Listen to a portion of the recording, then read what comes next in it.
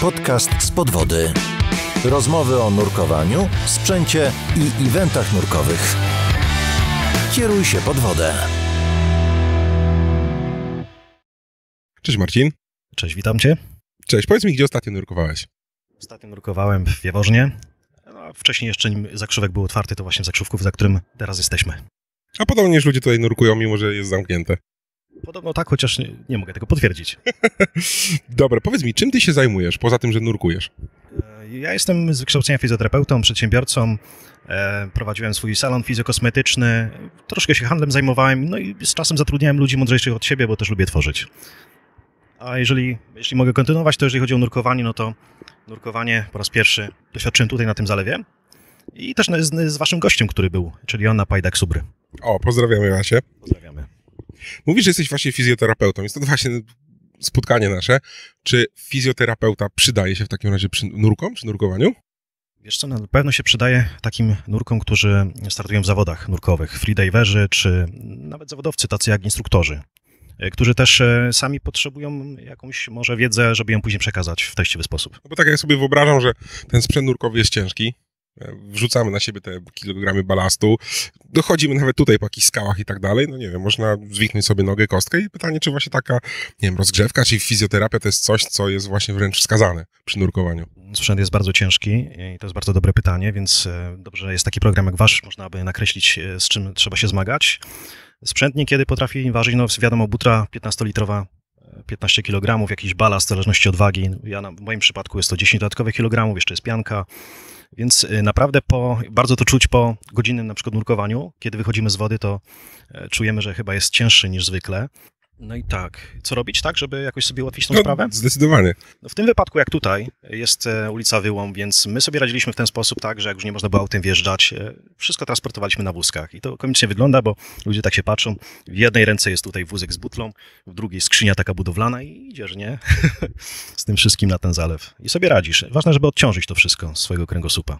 No właśnie, mówisz, że kręgosłup, czyli kręgosłup jest bardzo narażony na urazy w trakcie takiego, nie wiem, noszenia, zakładania sprzętu? Bardzo i dlatego staramy się wszystko, że tak powiem, to transportować ile możemy i tu nawet, kiedy można było autem wjechać, to autami wjeżdżaliśmy. Głównie odcinek lędźwiowo-krzyżowy.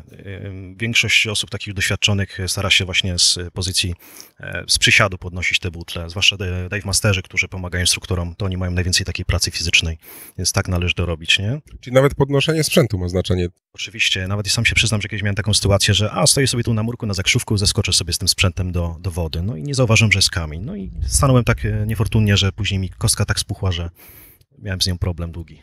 No i właśnie, co w takim wypadku robisz, że spuchnie ta kostka? Wiesz Poza co? tym, że boli i krzyczymy. No trzeba zastosować, jak to czasami w przypadku piłkarzy stosuje się te takie spreje z zimnym powietrzem. Ja kiedyś jeździłem dużo rowerem w trakcie studiów, przyznam się i tu pozdrowię moją już w sumie nieistniejącą grupę bajcholicy, gdzie z nimi po raz pierwszy zrobiłem 200 km na rowerze i słuchajcie, tak jak siedzimy teraz tutaj, kolano mi tak bolało, że nie byłem w stanie wysiedzieć długo, więc co pomogło? Pomogła glukozamina w postaci płynnej, no i pomogła też komora cryo, do której też zachęcam. Czyli zmrożenie. Zmrożenie, tak, działaniem niską temperaturą.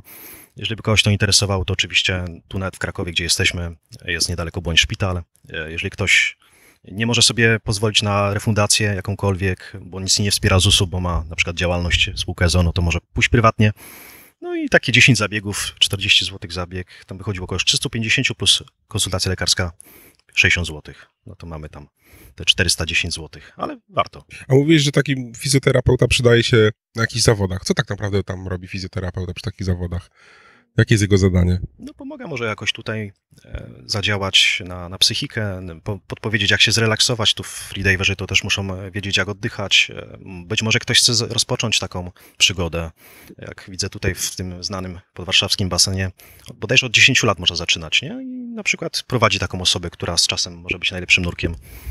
Więc myślę, że takie wskazówki, jak kontrolować ciało i umysł, żeby nie było jakiegoś wypadku. Jasne. Jeżeli już dojdzie powiedzmy do tych urazów, a w sumie co robić, żeby do nich nie doszło? Jakaś specjalistyczna rozgrzewka każdego mięśni, partii ciała?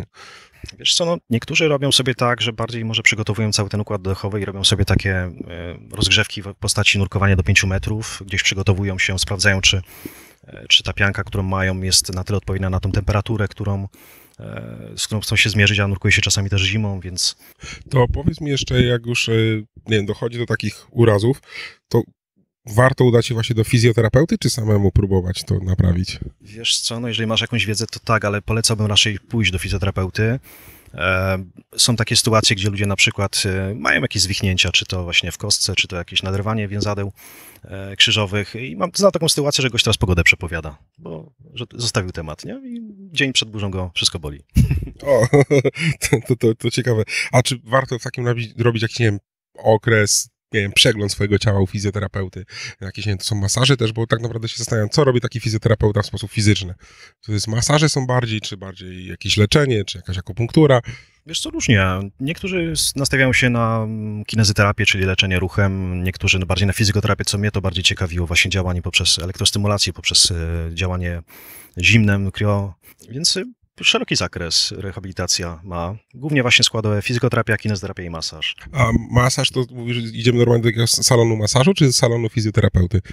Fizjoterapeuta też chodzi do innych fizjoterapeutów właśnie, żeby poprawić, że tak powiem sobie, rozluźnić ciało, też i psychikę, więc chodzi się, na przykład polecam tajskie masaże dla osób, które nie mają jakichś większych problemów z kręgosłupem, czy właśnie tą kryokomorę w celu właśnie regeneracji.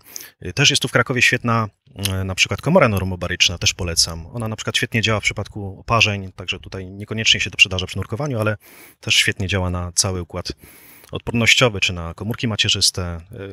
Polecam na przykład sesje nocne. Idziesz na taką sesję nocną i wiesz, stajesz o 5:00, pełny, wypoczęty, atencja, także można nagrywać więcej. Właśnie dzisiaj wstaliśmy chyba o 3:00 albo 4:00 nawet, gdzie mogliśmy spać. A powiedz mi, jak często w takim razie korzystać z takich zabiegów? No, zależy, jaki też tryb pracy prowadzisz. Jeżeli ty masz dużo pracy fizycznej, no to tak co najmniej raz w tygodniu sobie na jakiś masaż pójść, zainwestować w siebie. Na przykład mam też saunę od pewnego czasu swoją na kołach, także inspiruję ludzi i zainspirowałem kiedyś właśnie w pandemii. Wszystko pozamykane. No i mam saunę. Podjechałem, robiliśmy morsowanie też, nie? Także to też zachęcam. Gdzieś jakaś przerwa powinna być pomiędzy tymi nurkowaniami. Nie od razu do sauny, czy po saunie na nurkowanie. Także takie rzeczy najprostsze są najlepsze. A powiedz mi, po takich, nie wiem, urazach, jakichś skręceniach, kostkach, długo dochodzi człowiek do siebie?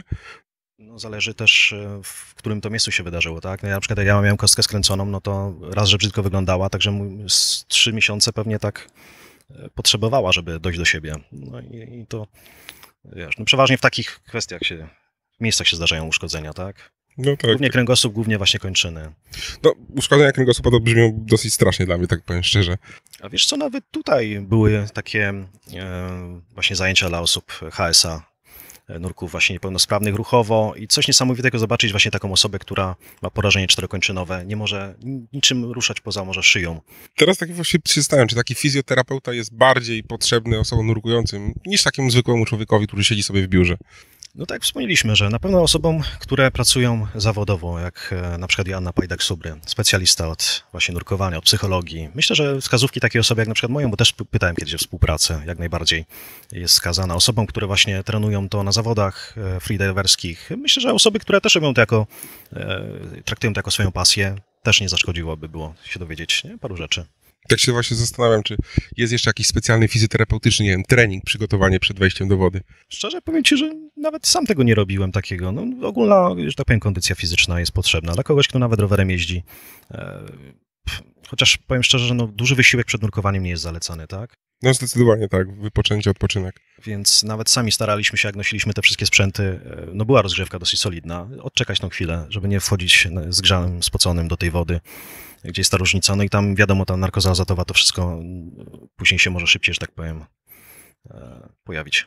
A myślisz, że taka sauna po, nie wiem, nurkowaniu to jest bardzo fajne do odpoczęcia, czy raczej jest niewskazane? Wiesz co, no stricte po nurkowaniu może nie, ale jak na przykład dzisiaj sobie nurkujemy, no jutro możemy się umówić na przykład na saunę. Ja mogę, jeżeli tutaj zarząd pozwoli, kiedyś taką sauną tu wjechać i właśnie uprzyjemnić, że tak powiem, pobyt osób, które są w Krakowie na dłuższy czas.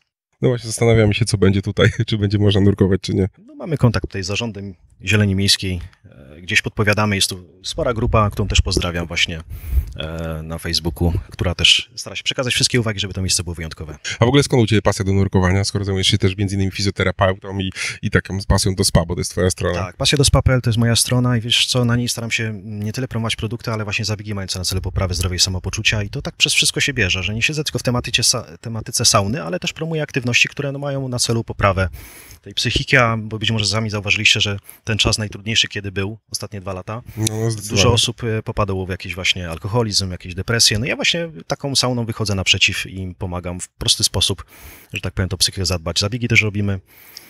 No i pasja do spa to ogólnie tak mówię, to właśnie tak promowanie takich zabiegów i nurkowanie takim zabiegiem jest, który też fajnie relaksuje. Wycisza pewnie. Tak, jesteś pod wodą, nikt ci tam głowy nie zawraca, nie? Masz ciszę i spokój. Najgorsze jest to dojechanie na to nurkowisko, wyładowanie sprzętu. No właśnie, więc taki program jak wasz, czyli właśnie spodwody.pl jest, myślę, takim fajnym inspiratorem, żeby tych ludzi wszystkich połączyć, pasjonatów i dotrzeć do takich urzędników, którzy być może nie mają wiedzy, bo nie korzystają, nie nurkują, ale dzięki nam się dowiedzą, co poprawić, nie? Żeby było lepiej. Zdecydowanie tak. I tym miłym akcentem dziękuję Ci za wystąpienie w odcinku i do zobaczenia. Bardzo Wam dziękuję, pozdrawiam serdecznie. Dzięki. Dziękujemy za wysłuchanie odcinka. Każde odtworzenie, każde udostępnienie, polubienie czy komentarz to dla nas bardzo cenne wsparcie. A jeśli podoba Ci się nasza twórczość, możesz wesprzeć nas w serwisie Patronite. Mamy nadzieję, że zechcesz przyłączyć się do współtworzenia z podwody i dorzucić swoją cegiełkę do tego projektu.